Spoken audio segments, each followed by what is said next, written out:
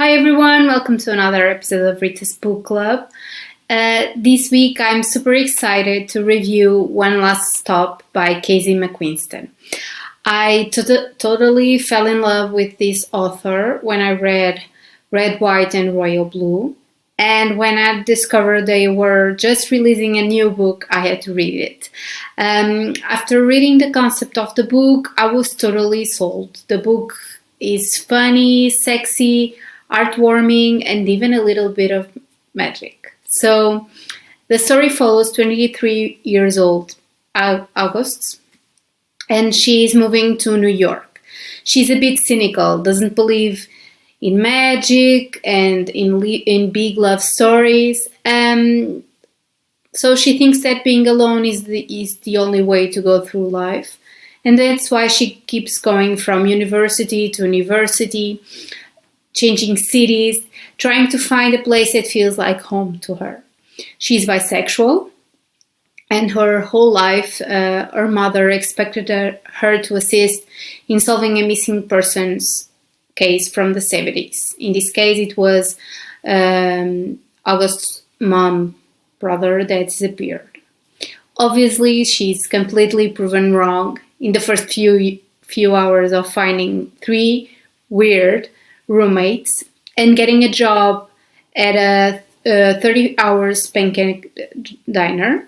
And of course, she's once again proven wrong that big love stories don't exist when she takes the subway to commute to university. On the train, she meets Jane. Jane is a beautiful, charming, and mysterious girl with swoopy hair and a soft smile, showing up in a leather jacket to save August's day. This crush she develops for Jane becomes the best part of her day. But pretty soon she discovers that there is a problem with it all. Jane doesn't just look like an old school punk rocker, but she's displaced in time from the 70s. So then August embarks on this journey with her loyal roommates and neighbor to do everything she can to save this girl lost in time. She even has to use her skills as a detective to try and piece together the whole mystery. I got to start this review by saying what a breath of fresh air this book was. Representation is so important nowadays, and it really was a joy to see so many different characters in this one. Race, gender, sexuality were really well represented, and I'm just so happy to see this happening. You have Jane being a lesbian Asian from the 70s with all that amazing background and culture. Then we have Nico, a trans Latino psychic bartender, and his girlfriend Mila, a queer black electrical engineer turned artist.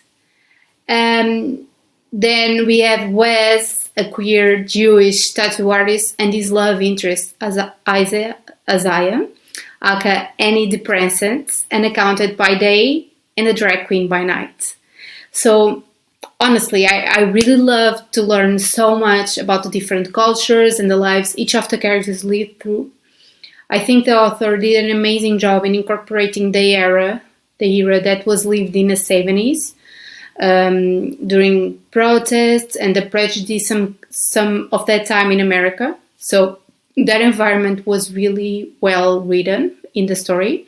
And then we have the scene in 2020 where, of course, you still have some kind of prejudice and discrimination against sexuality and race, but we also get a positive look into the drag scene and how the world has changed and evolved through time.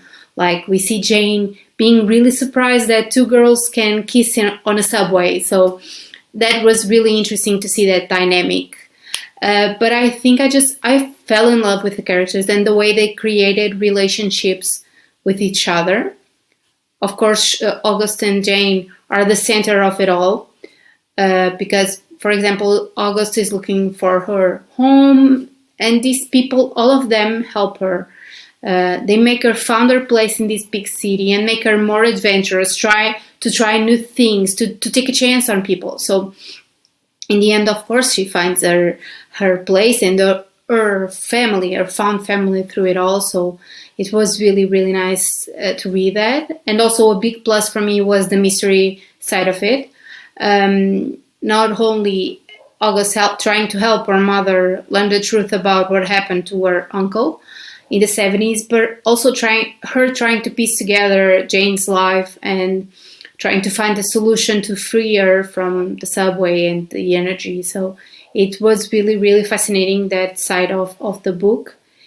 And it was really one of those books, that once you start reading it, you just can't stop.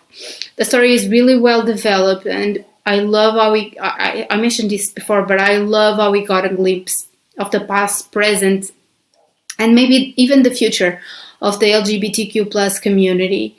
And I just loved how every chapter, for example, this is a little detail, I'm not spoiling you, but I love this detail because every chapter started with a news clipping of an article or even an ad online of a missing person, of people that saw Jane through the years, through the 70s to 2020. So it was so interesting to read those and the thoughts that people had about her. So I really advise you all to read it. I'm sure you won't feel disappointed with it. So let me know your thoughts about this book. As always, if you like this video, please like, comment, subscribe to my channel. You can also follow me on Instagram at Rita's Book Club for more content. And as always, a quick thank you to everyone that has been supporting me and watching the videos and liking my posts. So thanks for watching and see you next week. Happy readings!